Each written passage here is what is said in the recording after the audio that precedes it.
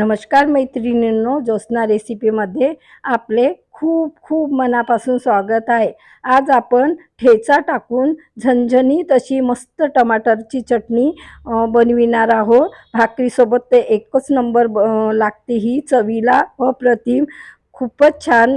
तर चला मग बनवूया। वेळ न घालविता रेसिपीला सुरुवात करूया। गॅसवर मी कढई ठेवलेली आहे, त्यात 1 चम्मच मी तेल गरम करून घेतलेलं आहे। तेल गरम झाल्यानंतर अर्धा चम्मच मोहरी, 1 चम्मच जिरे टाकलेले आहे।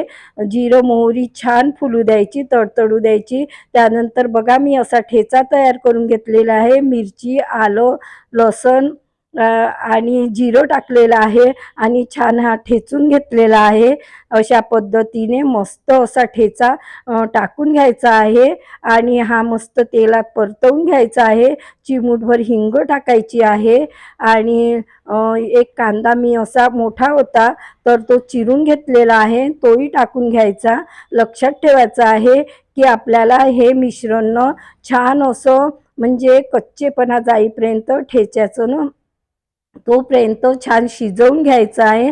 मस्त असं शिजवायचं आहे। चांगला कच्चेपणा गेला तेव्हा चटणी छान तयार होते। बघा आता खूप छान असं मी शिजवून घेतलेलं आहे। त्यानंतर आता आपल्याला यातनं मी काही मसाले टाकणार आहे। अर्धा चम्मच हळद पावडर, 1 चम्मच धने पावडर आहे आणि अर्धा चम्मच जिरे पावडर आहे।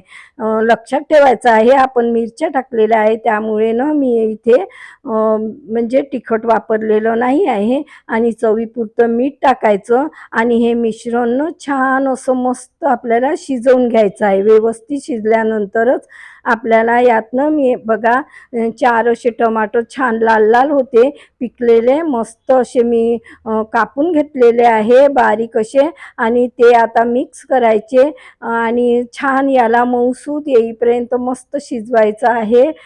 तुम्ही ना या चटणीमध्ये थोडासा गूळही घालू शकता, परंतु माझ्या घरी ना मुलाला आवडत नाही त्यामुळे मी टाकलेला नाही आहे आणि लसूण आणि मिरचीच्या ठेच्यामुळे ते 1 नंबरच चटणी तयार होते। बघा मी छान हिला ना असं झाकून मऊसूत असं मस्त शिजवून घेतलेली आहे। खूप छान असं मऊ शिजवायची आहे आणि गॅसची फ्लेम ना म्हणजे मीडियमच ठेवायची। अधूनमधून बघितलं होतं मी आणि अशी शिजल्यानंतर आता कोथिंबीर टाकून घ्यायची आहे। बघा मस्त अशी झणझणीत अशी चटणी तयार झालेली आहे। खूपच छान, एकदम 1 नंबरच तयार झालेली होती। खायला तर इतकी चविष्ट, भाकरीसोबत पोळीसोबतही छान लागते ही खायला। तर कशी वाटली तुम्हाला माझी पद्धत? नक्की ट्राय करा आणि कमेंट्स करून कळवा। पुन्हा भेटू नवीन व्हिडिओसोबत। तोपर्यंत मस्त राहा, खुश राहा, आनंदी राहा, हेल्दी राहा आणि नवीन नवीन पदार्थ बनवून खात राहा। धन्यवाद।